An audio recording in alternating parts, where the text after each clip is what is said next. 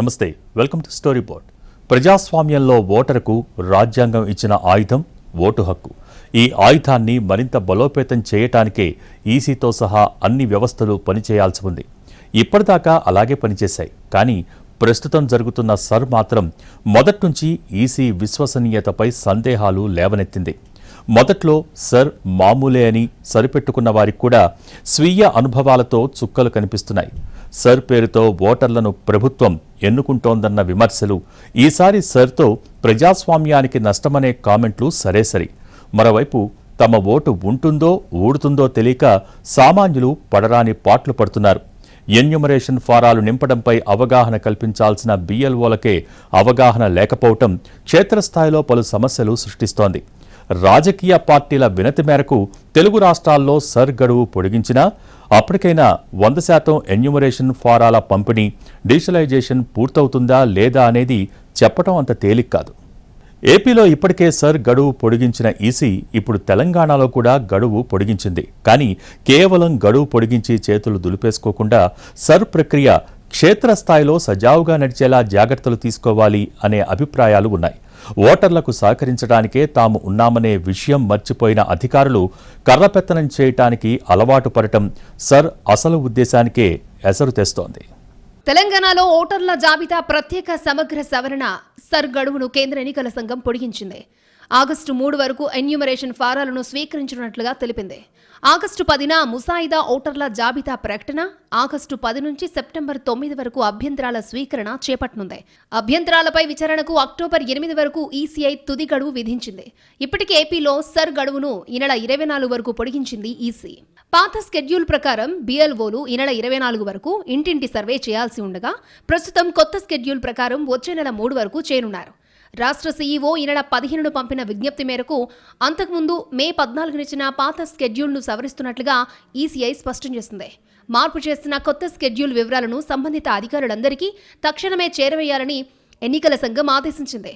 ప్రజలకు తెలిసేలా అన్ని ప్రచార మాధ్యమాల ద్వారా విస్తృత ప్రచారం కల్పించాలని సూచించింది. అదేవిధంగా రాజకీయ పార్టీలకు సైతం సవరించిన తేదీల సమాచారాన్ని లిఖితపూర్వకంగా అందజేయాలని కేంద్ర ఎన్నికల సంఘం రాష్ట్ర సీఈఓను ఆదేశించింది.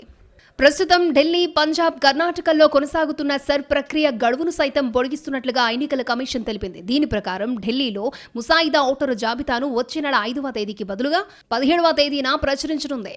ఇంటింటి సర్వే స్కెడ్యూల్ను ఈ నెల 29వ తేదీ నుంచి వచ్చే నెల 8వ తేదీకి పొడిగించింది. పంజాబ్లో ఇంటింటి సర్వే వచ్చే నెల 3వ తేదీ వరకు కొనసాగనుంది. ఇక్కడ ముసాయిదా జాబితాను వచ్చే నెల 13న ప్రచురించనుంది. అదేవిధంగా కర్ణాటకలో వచ్చే నెల 8వ తేదీ వరకు సర్వే చేపడతారు. ముసాయిదా జాబితా వచ్చే నెల 17వ తేదీన వెలువడనుంది. ఏపీ, తెలంగాణ ప్రజలకు మామూలుగానే అనేక సమస్యలుంటున్నాయి. వాటికి అదనంగా సర్ తోడైంది. ఇది ఓటర్తో లింక్ అయ్యి ఉండడం, దీన్ని లైట్ తీసుకుంటే ఓటు కోల్పోయే ప్రమాదం ఉండడంతో దీన్ని టచ్ చేయక తప్పట్లేదు. భారత ఎన్నికల సంఘం చేపట్టిన స్పెషల్ ఇంటెన్సివ్ రివిజన్ 2026 ప్రక్రియ తెలంగాణ, ఆంధ్రప్రదేశ్ రాష్ట్రాల్లో కీలక దశల్లో ఉంది. ఓటర్ల జాబితాను సరిచేయడం, డూప్లికేట్లను తొలగించడం, అర్హులైన వారికి జాబితాలో చేర్చడం ఈ ప్రక్రియ లక్ష్యం. బూత్ లెవెల్ అధికారులు ఇంటింటికి వెళ్లి ప్రీఫిల్డ్ ఎన్యూమరేషన్ ఫారాలిచ్చి వాటిని నింపాక సేకరిస్తున్నారు. ఆన్లైన్లో కూడా సమర్పించే వీలుంది. ఏపీలో సుమారు 4.16 కోట్ల ఓటర్లలో దాదాపు 39.81 లక్షల నుంచి 40.86 లక్షల ఫారాలింకా సేకరించలేకపోయారు. వీటిలో చాలా భాగం చనిపోయిన వారు, వలస వెళ్లిన వారు, చిరునామాలు లభించిన వారికి సంబంధించినవే. తిరుపతి, పోలవరం, గుంటూరు, నెల్లూరు వంటి జిల్లాల్లో ఈ సమస్య ఎక్కువగా ఉంది. కాకపోతే 80 నుంచి 90% దాకా ఎన్యూమరేషన్ ఫారాల డిజిటలైజేషన్ అక్కడ పూర్తయింది. ఇక తెలంగాణ విషయానికొస్తే ఇక్కడ 25% డిజిటలైజేషన్ కూడా పూర్తి కాలేదు. దీంతో ఇదే తరహాలో సర్ జరిగితే తర్వాత భారీగా ఓట్లు గల్లంతయ్యే ప్రమాదం కనిపిస్తోంది. ఓటర్ల జాబితాను సమూలంగా ప్రక్షాళించడానికి ఉద్దేశించిన సర్ ప్రక్రియ జరుగుతున్న తీరుతెన్నులను చూస్తుంటే ప్రజల ప్రత్యక్ష అనుభవం చెబుతున్న పాఠాలు చాలా కఠోరంగా ఉంటున్నాయి. తెలంగాణలో అసెంబ్లీ ఎన్నికలు ఇంకో 2 ఏళ్ల తర్వాతే జరుగుతాయి. బీహార్, బెంగాల్, తమిళనాడులో లాగా ఎన్నికల ముందు హడావిడిగా ఇక్కడ సర్ చేపట్టలేదు. అంతవరకు కాస్త ఉపశమనమే. కానీ తెలంగాణలో ఇప్పుడు జరుగుతున్న దాన్ని, ఓటర్లలో నెలకొన్న అనేక సందేహాలను, వాళ్ళు స్వయంగా సేకరించాల్సిన సమాచారాన్ని, వెలికి తీయాల్సిన పత్రాలను దృష్టిలో పెట్టుకుంటే అధికార యంత్రాంగం నిర్లక్ష్యం అడుగడుగునా కనిపిస్తోంది. సర్ నిబంధనల ప్రకారం బూత్ లెవెల్ ఆఫీసర్లు 3 సార్లు ఓటర్ల ఇళ్లకు వెళ్లాలి. ఇది ప్రాథమిక నియమం. నగరాలు, పట్టణాల్లో అది అమలవుతున్న ప్రాంతాలను వేళ్లపై లెక్క పెట్టొచ్చు. ఒక్కసారి కూడా రాని ప్రాంతాలు 100లో ఉంటాయి. అయినా అంతా సజావుగా సాగుతోందని ఎన్నికల కమిషన్ గొప్పగా చెబుతోంది. ప్రజలందరి చేతుల్లో మొబైల్ ఫోన్లుండి సామాజిక మాధ్యమం నిఘా విస్తృతంగా ఉన్న నేపథ్యంలో BLOలు ఒక్కచోటే కూర్చుని ఎన్యూమరేషన్ ఫారాలను పంపిణీ చేస్తున్న దృశ్యాలు వందలు కనబడుతున్నాయి. ఇది అంతవరకే అయిపోలేదు. పూర్తి చేసిన ఫారాలను కూడా ఓటర్లే మళ్లీ BLOల వద్దకు వెళ్లి సమర్పించుకునే పరిస్థితే చాలా చోట్లుంది. సర్ ప్రక్రియలో ప్రాథమిక అడుగే సరిగ్గా పడలేదని దీన్ని బట్టి తేలిగ్గానే అర్థమవుతోంది. అయినా మన యంత్రాంగం సమర్థత బ్రహ్మాండంగా ఉందని మనం సరిపెట్టుకోవాలి. అంతా సజావుగా నడుస్తోందని మనకు మనమే సర్ది చెప్పుకోవాలి. నియమాలు ఘనంగా అమలు హీనంగా ఉండడం అనేది మన ప్రభుత్వాల సహజ లక్షణంగా భావిస్తేనే అలా చేయగలం. ముఖ్యంగా అట్టడుగు మధ్యతరగతి వర్గాలకు వచ్చేసరికి ఎన్నో చట్టాలు నియమాల పరిస్థితి ఇదే తీరులో ఉంటోంది. అందుకే ఏ ప్రక్షాళనలోనైనా నష్టపోయేది ఈ వర్గాలే. కొత్తగా ఒక వ్యక్తిని ఓటరుగా నమోదు చేయడానికి ఎన్నో పత్రాలు చూడాలి. స్వయంగా BLO ఆ వ్యక్తి నివసించి ఇంటిని సందర్శించాలి. ఆషామాషిగా ఒక వ్యక్తిని ఓటరుగా నమోదు చేయకూడదనేది నియమం. ఆ నియమాన్ని ఖచ్చితంగా పాటించే ఓటర్లుగా నమోదు చేశామని చెప్పే ఎలక్షన్ కమిషన్ తాను జారీ చేసిన ఓటరు గుర్తింపు కార్డులనే సర్లో ప్రామాణికంగా తీసుకోలేమని సుప్రీంకోర్టుకు స్వయంగా చెప్పింది. అలాగే ఆధార్ కార్డు అందుకు ఉపయోగపడదని తేల్చి చెప్పింది. సుప్రీంకోర్టు చివరకు ఎలక్షన్ కమిషన్ వాదననే పరిగణలోకి తీసుకుంది. ఆధార్ కార్డుని విదేశీ వ్యక్తులకు కూడా జారీ చేస్తారని, అందుకే అది ప్రామాణికం కాదనే వాదన ఎంత లోపభూయిష్టమో మన ఇంగిత జ్ఞానం చెబుతూనే ఉంటుంది. ఎంతమంది విదేశీయులకు అధికారికంగా ఆధార్ కార్డులు జారీ అయి ఉంటాయో లెక్కలు తీస్తే వారి సంఖ్య చాలా పరిమితంగానే ఉంటుంది. వాళ్ళైనా కొన్ని పత్రాలు సమర్పించకుండా కార్డులు పొందలేరు. అది స్వల్ప సంఖ్యలో విదేశీయులు ఆధార్ పొందుతుంటే మొత్తం ఆధార్ కార్డుల ప్రామాణికతనే శంకించడం సామాన్యుల తర్కానికి అందదు. పర్యాటకులుగానో, విద్యార్థులుగానో, ఉద్యోగులుగానో, పరిశోధకులుగానో వచ్చిన విదేశీ వ్యక్తులకు ఆధార్ ఇవ్వాలన్న నిబంధనను అధికారికంగానే పెట్టుకుని ఈ వాదనను చేయడం విడ్డూరంగానూ వైపరీత్యంగానూ భావించాలి. ఇక ఇతర దేశాల సరిహద్దులను దాటి దేశంలోకి అక్రమంగా ప్రవేశించిన వాళ్ళు ఆధార్ కార్డులు పొందడం ఎక్కువగానే ఉందని అనుకుందాం. మరి అందుకు కారణం ఎవరు అని ప్రశ్నించుకుంటే వేళ్లన్నీ అధికార యంత్రాంగం వైపే చూపుతాయి. సందేహాస్పద ఓటర్లందరినీ మనం అక్రమ వలసదారులుగా భావించలేం. BLOలకు సరైన పత్రాలను అందించలేని వాళ్లను ఆ జాబితాలో చేర్చుతారు. ఇక్కడే సర్ ఉద్దేశం నీరుగారుతోంది. ఉదాహరణకు తెలంగాణలో 2002లో చేపట్టిన సర్ తర్వాత 7 సార్లు ఎన్నికలు జరిగాయి. ఈ ఎన్నికల్లో ఓటు వేసిన వారందరూ కూడా ఇప్పుడు మళ్లీ తమని తామే నిఖార్సైన ఓటర్లుగా నిరూపించుకోవాలి. ఇంటర్నెట్ ని ఉపయోగించగలిగిన వాళ్లు కూడా 2002 నాటి సర్ జాబితాలో తమ పేర్లు వెతుక్కోవడానికి కింద మీద పడుతున్నారు. గంటల పాటు దానికోసం ప్రయత్నించి విఫలమై చివరకు 2002 నాటి సర్లో తమ పేరు లేదనే వెసులుబాటును ఉపయోగించుకుని ఎన్యూమరేషన్ ఫారాన్ని ఆన్లైన్లో పూర్తి చేస్తున్నారు. దీనికి ఫోన్ నెంబర్, ఆధార్ కార్డు వివరాలను సమర్పించి వాటి ఆధారంగా వచ్చే OTPలతో ప్రక్రియను పూర్తి చేస్తున్నారు. 2002 నాటి సర్ జాబితాతో సంబంధం లేకుండానే ఓటర్లుగా కొనసాగే అవకాశం ఉంటే అసలు దాంతో మొత్తం ప్రక్రియను ఎందుకు ముడిపెట్టాల్సి వచ్చింది అనే ప్రశ్నకు ఈసీ ఇప్పటికైనా సమాధానం చెప్పగలదా అంటే సందేహమే. 2002 నాటి సర్ ఎలా జరిగిందో చూస్తే ఉమ్మడి ఆంధ్రప్రదేశ్లో అప్పుడు సర్కు సంబంధించి ప్రత్యేక హడావుడి కనపడలేదు. మామూలుగా ఓటర్ల జాబితా సవరణలాగే అది జరిగిపోయింది. బహుశా అప్పుడు ఎన్నికలు లేకపోవడం కూడా అందుకు కారణమై ఉంటుంది. దీనికి భిన్నంగా ఇటీవల బీహార్, బెంగాల్, తమిళనాడుల్లో తగిన సమయం ఓటర్లకు ఇవ్వకుండా హడావిడిగా సర్ చేపట్టడంతోనే తీవ్ర స్థాయిలో వివాదాలు చెలరేగాయి. రాజకీయ పార్టీలన్నీ ఎన్నికల వ్యూహాలు, ఎత్తుగడలు, ప్రచారాల్లో మునిగిపోయిన సందర్భంలో సర్ చేపట్టడం అనుచితంగానే కనబడుతుంది. ఆ అనుచిత చర్యలే ఎన్నికల కమిషన్ నిష్పాక్షికతను ప్రశ్నించేలా ఆస్కారం కల్పించాయి. అధికార వ్యవస్థలన్నీ రాజకీయ ప్రయోజనాల కోసం కావాల్సిన రీతిలో ఒరిగిపోతున్న నేపథ్యంలో ఎన్నికల ముందు చేపట్టిన సర్పై అనుమానాలు కలగకుండా ఉండవు. ఇప్పుడు BLOలు ఇంటింటికి వెళ్లలేని పరిస్థితి ఉంటే 2002లో సర్ అంతా సక్రమమని భావించి దాన్ని ప్రామాణికంగా తీసుకోవడం ఏమాత్రం సహేతుకంగా అనిపించదు. అప్పటికే మొబైల్ ఫోన్లు లేవు, ల్యాండ్లైన్లు, ఫోన్ ఉన్న వాళ్ళు తక్కువే, సోషల్ మీడియా లేదు. ఒక్క మాటలో చెప్పుకోవాలంటే ఇప్పటి స్థాయిలో విస్తృత ప్రజా నిఘా లేని ఆనాటి పరిస్థితుల్లో 2002 నాటి సర్కు చాలా పరిమితులుంటాయి. పేర్లల్లో, ఇంటి పేర్లల్లో, వయస్సుల నమోదులో ఎన్నో తప్పులు ఆనాటి జాబితాలో కనపడతాయి. వీటన్నింటినీ సరిదిద్దుకోవాల్సిన బాధ్యతను ఇప్పుడు ఓటర్లపైనే పెట్టారు. అర్హులైన వారిని ఓటర్లుగా నమోదు చేయడం రాజ్యాంగం ప్రకారం ఎన్నికల కమిషన్ విధి.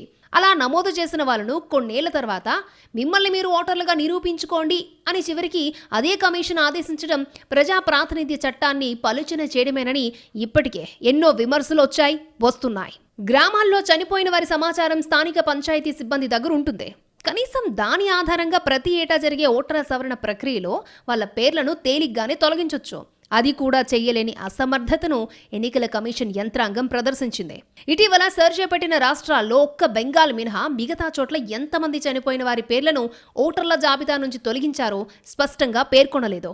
బెంగాల్లో 91 లక్షల పేర్లను ఓటర్ల జాబితా నుంచి తొలగించారు. అందులో మరణించిన వారి పేర్లు 58.08 లక్షలున్నాయి. ఏటా ఓటర్ల జాబితా సవరణ సక్రమంగా జరిగితే ఒక్కసారిగా ఇన్ని పేర్లను తొలగించాల్సిన అవసరం ఉండదు.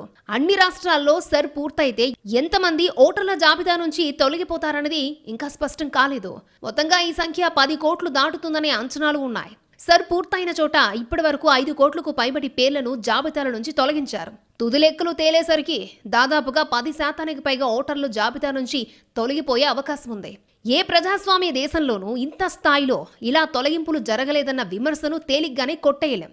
చనిపోయిన వాళ్లను, ఒకటికి మించి పలు చోట ఓటర్లుగా ఉన్న వాళ్లను జాబితా నుంచి తొలగించడానికి ఆధునిక సాంకేతిక పరిజ్ఞానాన్ని ఉపయోగించుకునే వెసులుబాట్లను కనుక్కోకుండా మీరు పౌరులో కాదో నిరూపించుకోండని అందర్నీ కోరడమే హాస్యాస్పదం. ఇక్కడ మరో ట్విస్ట్ ఏంటంటే సరుతో ఓట్లు తొలగిన తర్వాత మళ్లీ జాబితాలో కొత్త ఓటరుగా నమోదు కావడానికి అవకాశం ఉంటుందని అధికారులు 1కి 10 సార్లు చెప్పారు. నిబంధనలు అందుకు అనుకూలంగా ఉన్నాయని స్పష్టం చేశారు. కానీ రోజులు గడవకుండానే మెలికిపెట్టారు. దీనిని సర్తో ముడిపెట్టారు. మొత్తంగా సర్తో ఎవరు అసలైన ఓటరో తేల్చడం కుదురుతుందా లేదా అనేది పెద్ద క్వశ్చన్ మార్కుగా మిగిలిపోతుంది. మొత్తం మీద దేశంలో సర్ ప్రక్రియ మొదలైన దగ్గర నుంచి దశల వారీగా ఈసీ నుంచి వస్తున్న ప్రకటనలు, వాటికి ఎక్కడికెక్కడ అధికారులు ఇస్తున్న వివరణలతో ఓటర్లు మరింత గందరగోళంలో కూరుకుపోతున్నారు అనడంలో సందేహం లేదు. సర్ విషయంలో పైనుంచి కింది దాకా తలో మాట చెబుతున్నారు.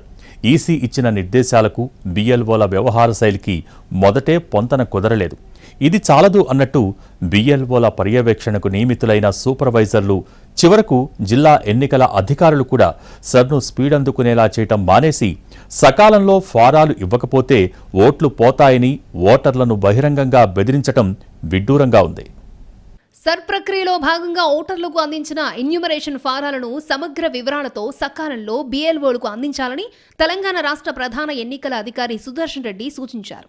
ఫారాలు అందించిన వారి పేర్లను ఓటర్ జాబితా నుంచి తొలగిస్తామని స్పష్టం చేశారు. అయితే దేశంలో సర్ నిర్వహణ కొత్త విషయం కాకపోయినా ప్రస్తుతం సర్ జరుగుతున్న తీరు పలు అనుమానాలకు తావిస్తోంది. అందుకే మాజీ సిఈసీలు కూడా ఈసారి ఎన్నికల సంఘం చేపట్టిన కసరత్తు ఓట్లను తొలగించే కార్యక్రమంగా మారిందని సెటర్లేస్తున్నారు. ఈ ప్రక్రియ స్వేచ్ఛగా, సజావుగా ఎన్నికలు నిర్వహించేందుకు వీలు లేకుండా చేసి ప్రజాస్వామ్యాన్ని నాశనం చేస్తోంది అనే విమర్శలు సరే. దేశంలో ఓటరుగా నమోదు కావడం రాజ్యాంగబద్ధమైన హక్కు. ఓటరుగా నమోదయ్యే సదుపాయం ఎన్నికల సంఘం దయతలిచి కల్పించినది కాదు అనే విషయం అధికారులు గుర్తుపెట్టుకోవాలని ఇప్పటికే రాజకీయ పార్టీలు సూచించగా ఇప్పుడు అన్ని వర్గాలు అదే మాట అనాల్సినంత దయనీయంగా సర్ జరుగుతోంది. అన్నింటికీ మించి ఈసారి సర్ ఈ స్థాయిలో భ్రష్టు పట్టడానికి కీలకమైన బిఎల్ఓల అవగాహన లేమే అని చెప్పడానికి ఏమాత్రం సందేహించాల్సిన పని లేదు. సర్ పేరుతో ఓటు గల్లంతవుతుందనే భయం ఓటర్లలో ఉంటే ఆ ఓటర్ల భయాన్ని పోగొట్టడానికి బిఎల్ఓలు భరోసా ఇవ్వలేకపోతున్నారు. 2002 నుంచి ఒకే ప్రాంతంలో ఓటున్న వారి వివరాలు సర్ ఫామ్తో పాటు బిఎల్ఓల వద్దనే ఉండడంతో వారికి పెద్దగా ఇబ్బంది లేదు.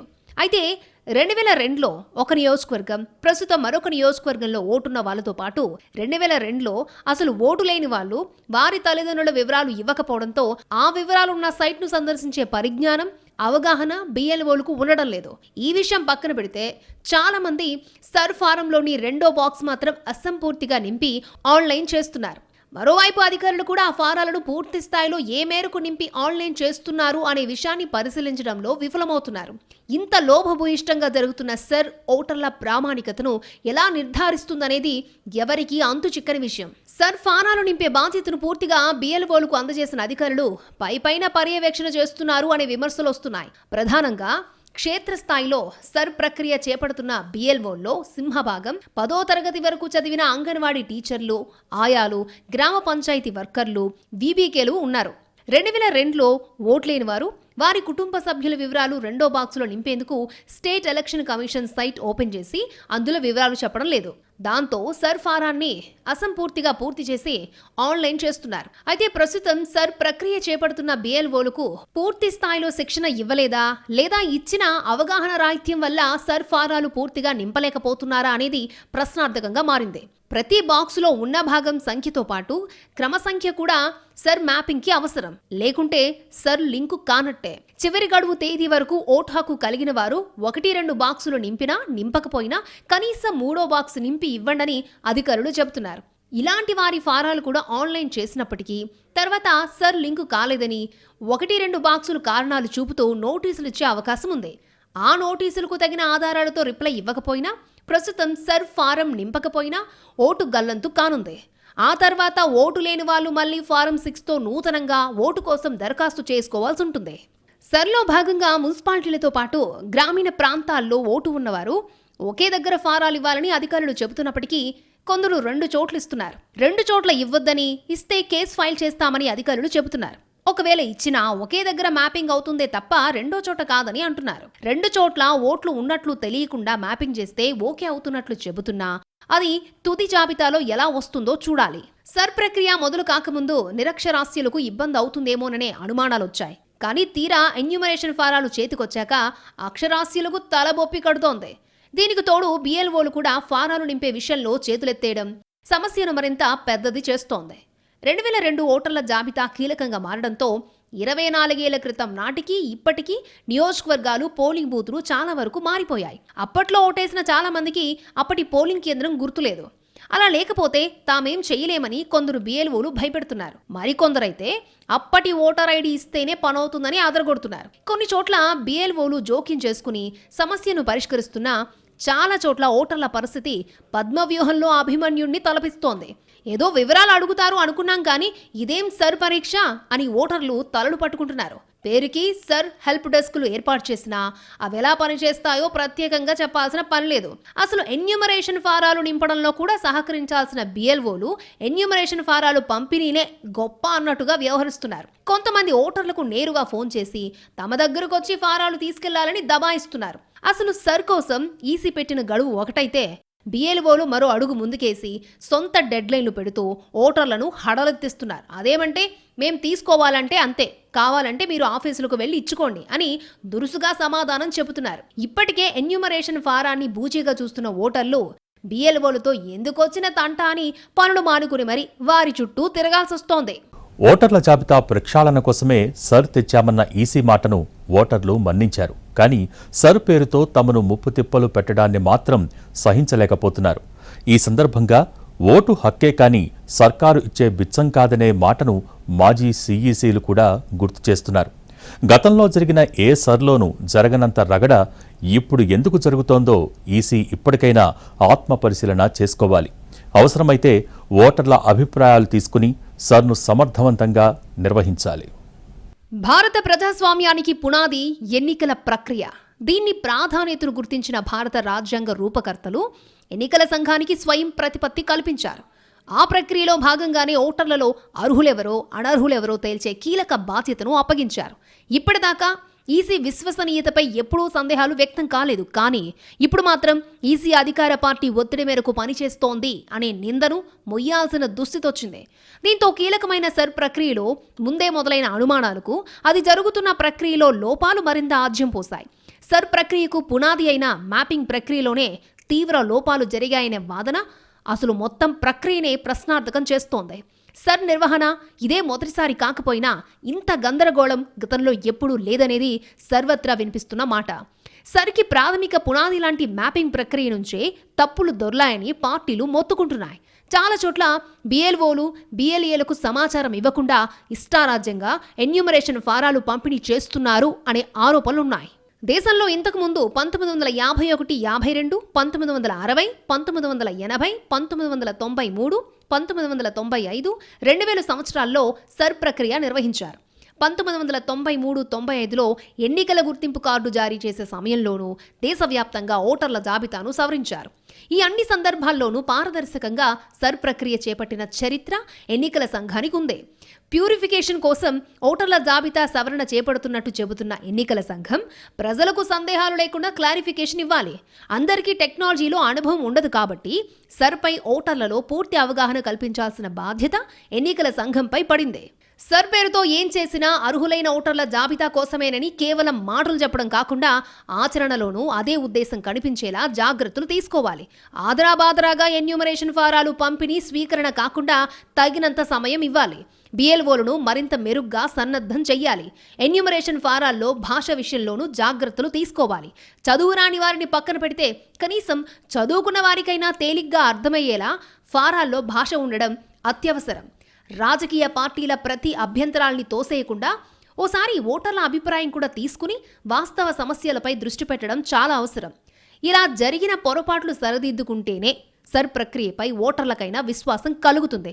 లేకపోతే వారు కూడా పార్టీల మాదిరిగానే రకరకాల అనుమానాలు పెంచుకునే అవకాశం చేజేతులా ఈసీనే ఇచ్చినట్టు అవుతుంది.